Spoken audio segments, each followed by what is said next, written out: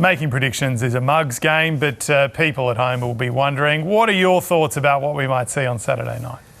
Well, the opinion polls have all drifted towards Labor over the last 6 to 8 weeks. I don't think that's an imaginary trend. So, I mean, on the polls you've seen this week, it's roughly the same overall vote for each party as it was at the last election.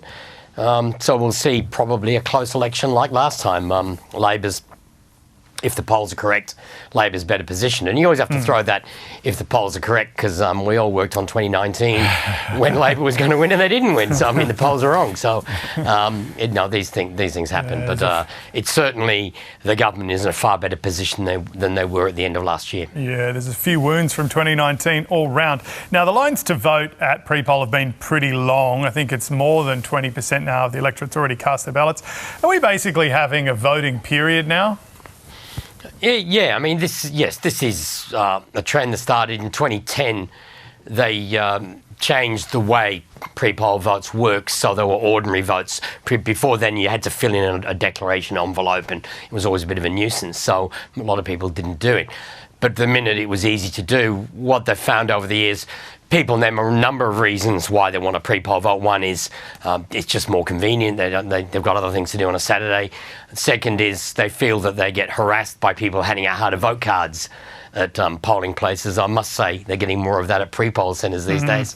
And the third thing is, from the survey work, once someone has pre-poll voted, they're more likely to do it again, which is why the trend keeps going up. Once they've gone and pre-poll voted, they find it easy and convenient and do it again.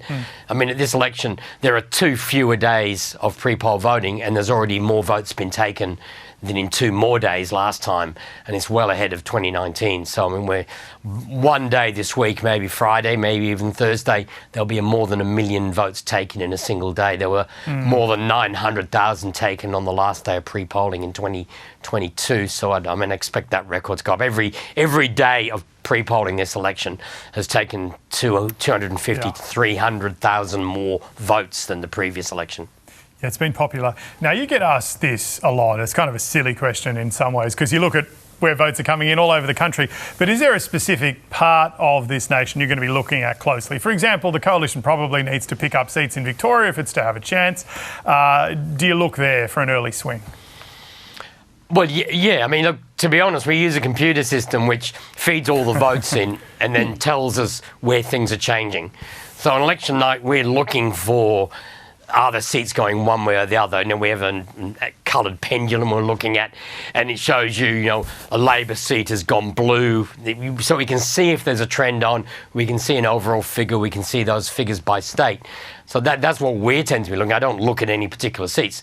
I must say the hardest elections to call are the ones where nothing's happening, where you're not seeing a trend, where you're not seeing numbers. And you're sitting there thinking, oh, something must happen soon.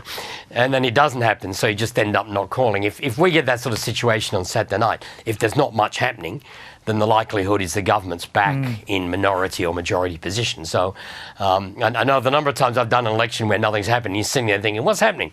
But normally if there's a trend one way or the other, if you line up all the seats on the electoral pendulum with the most margin at the top, is if there's a swing one way or the other, you start to see colour coming down one side of the pendulum as the other side gains seats. So that's the way we look at it. So, and people are always asking me, do you look at a particular seat? Do you look at this? You look at that?